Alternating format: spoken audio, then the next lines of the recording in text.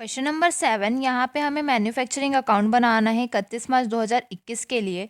इसमें हमें opening stock of raw material दिया हुआ है 20,000 का, opening stock of work in progress दिया है 14,000 का, परचेस ऑफ रॉ मटेरियल दिया है 1,20,000 का, परचेस रिटर्न दिया हुआ है रॉ मटेरियल का 1,000 का, फिर वेजेस दिया हुआ है 9,000 का, गैस एंड वाटर दिया है 2,000 का, फैक्ट्री रेंट दिया हुआ है 1,000 का, पावर दिया हुआ है 1,200 का।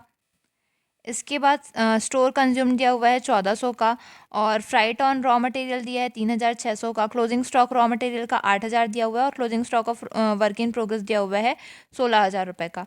तो इसके लिए मैन्युफैक्चरिंग अकाउंट का फॉर्मेट होगा, यहाँ पे हम मैन्युफैक्चरिंग अकाउंट बनाएंगे जिसका फॉर्मेट होता है पर्टिकुलर अमाउंट का। हमने मैन्युफैक्चरिंग अकाउंट के फॉर्मेट में देखा था कि हम सबसे पहले क्या लिखते हैं, opening stock of raw material, उसमें वर्क इन प्रोग्रेस वाला जो अमाउंट रहता है उसे हम प्लस करके दिखाते हैं। तो यहाँ पे opening stock of raw material हमारे पास था 20,000 का, वर्किंग प्रोग्रेस था 14,000 का, दोनों को प्लस करके दिखाएंगे तो आ जाएगा 34,000। फिर जो परचेस हमने किया था रॉ मटेरियल वो था 1,20,000, उसमें से रिटर्न हमने कर दिया था 1,000 का। तो रिटर्न को तो हम माइनस करते हैं, तो 1,20,000 में से रिटर्न वाला 1,000 माइनस करेंगे तो 1,19,000 आ जाएगा। फिर जितने भी हमको एक्सपेंसेस दिए हुए हैं वो हमारा कहाँ आ जाएगा, डेबिट साइड पे। तो क्या क्या एक्सपेंसेस था, वेजेस था, गैस एंड वाटर था, फैक्ट्री रेंट था, पावर था, स्टोर कंज्यूम था, फ्राइट था, ये सब हमने एक्सपेंसेस इधर पे डेबिट साइड पे लिख दिए। और जो भी हमको अगर इनकम हुआ रहता ना तो वो हम क्रेडिट साइड पे लिखते, लेकिन इसमें तो होता नहीं है इनकम, क्योंकि अभी तो हमारा सामान बना ही नहीं है, तो इसमें सारे सारे एक्सपेंसेस ही आते हैं, वो भी डेबिट साइड पे आते हैं। और क्रेडिट साइड पे हमारा आता है जो हमारा क्लोजिंग स्टॉक दिया हुआ है रॉ मटेरियल का, जो कि था 8,000 का, वर्क इन प्रोग्रेस दिया हुआ था 16,000 का। इन दोनों को हम प्लस कर देंगे तो आ जाएगा 24,000 रुपये। अब हम इधर का टोटल करेंगे तो आ जाएगा 1,71,200। उसमें से ये 24,000 जब माइनस करेंगे तो हमारा बैलेंसिंग फिगर आएगा 1,47,200, जो कि हमारा कॉस्ट ऑफ गुड मैन्युफैक्चर्ड होगा, और यही हमारा आंसर भी होगा। क्वेश्चन नंबर 8, यहाँ पे हमें मैन्युफैक्चरिंग अकाउंट बनाना है और साथ ही साथ ट्रेडिंग अकाउंट भी बनाना है 31 मार्च 2021 के लिए, जिसमें हमें दिया हुआ है परचेस ऑफ रॉ मटेरियल।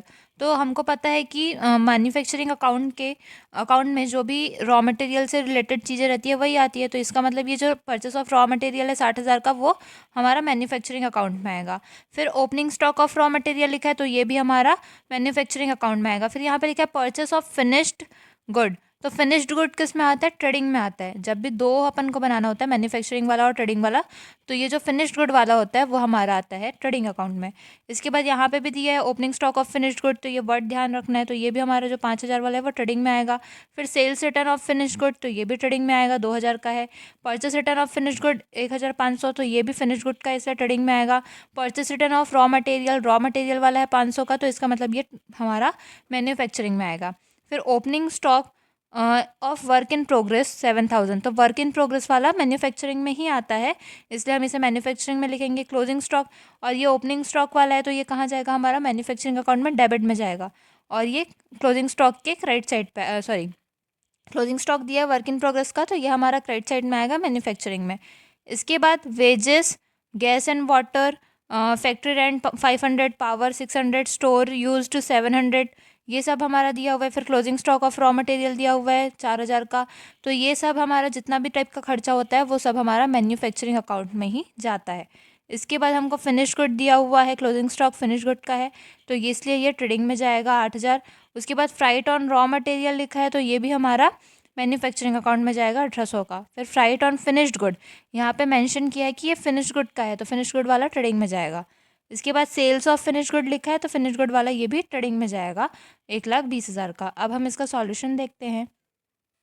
यहाँ पे हम मैन्युफैक्चरिंग अकाउंट बनाएंगे फॉर द ईयर एंडेड 31 मार्च 2021। सबसे पहले हम यहाँ पे ओपनिंग स्टॉक लिखते हैं रॉ मटेरियल का, जो कि क्वेश्चन में दिया था 10,000 का। इसमें जो ओपनिंग स्टॉक वाला वर्किंग प्रोग्रेस है 7,000 का, उसे हमें प्लस करना होगा, तो यहाँ पे 17,000 आएगा। फिर बाजू में ही हम क्लोजिंग स्टॉक लिखेंगे रॉ मटेरियल का, जो कि दिया हुआ था 4,000 का। उसमें क्लोजिंग स्टॉक का जो वर्किंग प्रोग्रेस दिया हुआ था 8,000, उसे हम लिखेंगे, दोनों को प्लस करेंगे तो 12,000 रुपये आ जाएगा। इसके बाद हम परचेस का लिखेंगे, परचेस ऑफ रॉ मटेरियल, जो कि 60,000 का दिया था।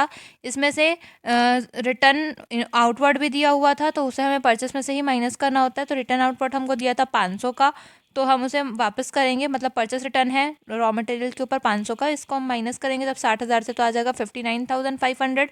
इसके बाद वेजेस दिया हुआ था 4,500 का, गैस और वाटर दिया था 1,000 का, फैक्ट्री रेंट दिया था 500 का, पावर दिया था 600 का, यूज्ड स्टोर दिया था 700 का, फ्राइट ऑन रॉ मटेरियल था 1,800 रुपये का।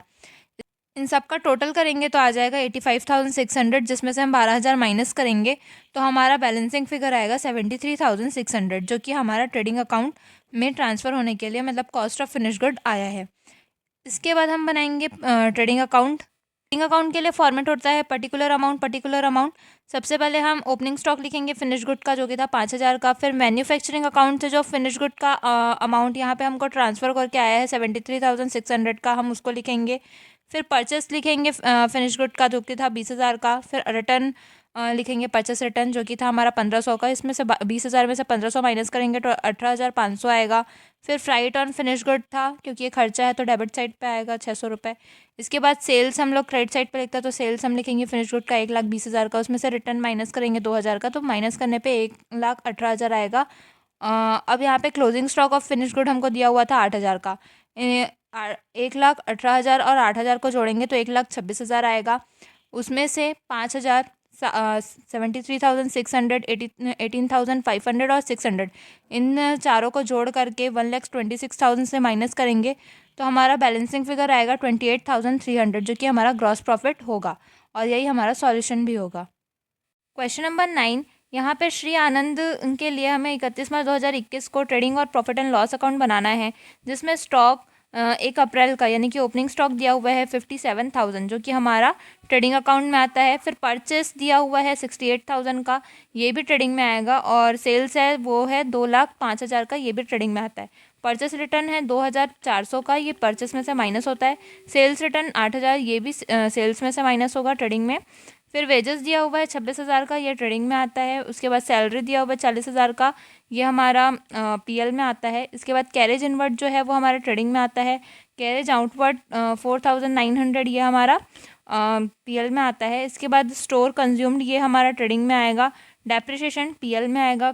फिर कमीशन रिसीव, ये भी हमारा पीएल में आएगा। इंटरेस्ट रिसीव, ये भी हमारा पीएल में आएगा। डिस्काउंट, रेंट, ये हमारा दोनों जो है पीएल में आएगा। फिर ट्रेड एक्सपेंसेस जो दिया हुआ है, लीगल एक्सपेंसेस दिया है, ऑफिस लाइटिंग और इंश्योरेंस दिया हुआ है, ये तक यहाँ तक हमारा पूरा पीएल में आएगा। उसके बाद फैक्ट्री लाइटिंग दिया हुआ है, जो कि हमारा ट्रेडिंग में आता है। इसके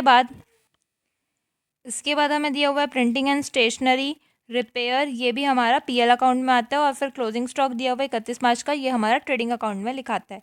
तो अब हम इसका सॉल्यूशन देखते हैं। तो हम यहाँ पे बनाएंगे trading and profit and loss account. सबसे पहली बात यह है कि यहाँ पे जब हम लोग को दोनों एक साथ बनाना होता है, ट्रेडिंग अकाउंट और प्रॉफिट एंड लॉस अकाउंट, तो जो ट्रेडिंग अकाउंट है वो ऊपर बनता है, फिर उसका हम यहाँ पे टोटल कर देते हैं और उसके जस्ट नीचे हम प्रॉफिट एंड लॉस अकाउंट बना सकते हैं। ये मतलब ऐसा बनाया जाता है, इसमें कोई दिक्कत नहीं है इसे बनाने में। अगर हम चाहें तो अलग अलग कॉलम लगा करके भी बना सकते हैं और साथ में भी बना सकते हैं, ये भी सही है।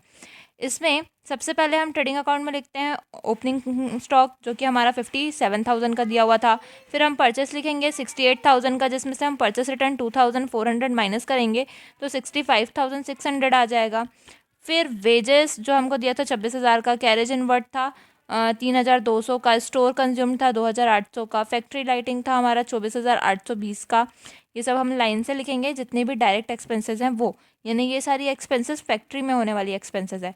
इसके बाद सेल्स का लिखेंगे, जो कि था हमारा 2,05,000 का, इसमें से रिटर्न 8,000 माइनस करेंगे तो 1,00,000, जिससे 1,97,000 आएगा। फिर क्लोजिंग स्टॉक यहाँ पे दिया हुआ था हमको 16,900 का, इन दोनों को प्लस करेंगे तो 2,13,900 आएगा। इसमें से हम ये सारे एक्सपेंसेस जितने भी दिए हुए हैं इन सबको माइनस कर देंगे ना, 57,000, 65,600, 26,000, 3,200, 2,800 और 24,820, ये सबको माइनस करेंगे तो हमारा ग्रॉस प्रॉफिट आ जाएगा 34,480 का। ये ग्रॉस प्रॉफिट जो इधर बैलेंस कैरी डाउन है वो हमको नेक्स्ट ईयर जो रहेगा, मतलब जब हम पीएल बनाएंगे उसी साल, तो ये जो ग्रॉस प्रॉफिट का बैलेंसिंग फिगर आया वही हमारे पीएल अकाउंट में क्रेडिट साइड पे लिखा जाता है। तो ये इधर पे ब्रॉट डाउन हो जाएगा ग्रॉस प्रॉफिट 34,480 का।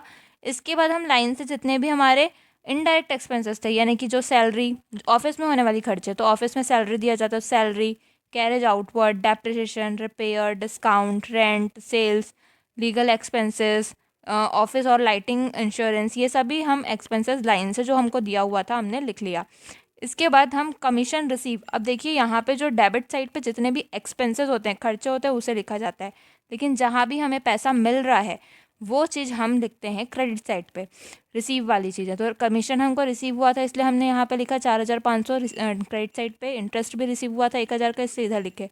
अब यहाँ पे हमारा प्रिंटिंग एंड स्टेशनरी तक पूरा 17,720 तक पूरा हमने खर्चे लिख लिए। जब हम इसका टोटल करेंगे तो हमारा आएगा 1,03,800। इसमें से जब हम 34,480, 4,500 और 1,000 माइनस करेंगे तो हमारा बैलेंस आएगा 63,820, जो कि हमारा नेट लॉस होगा, और यही हमारा आंसर होगा।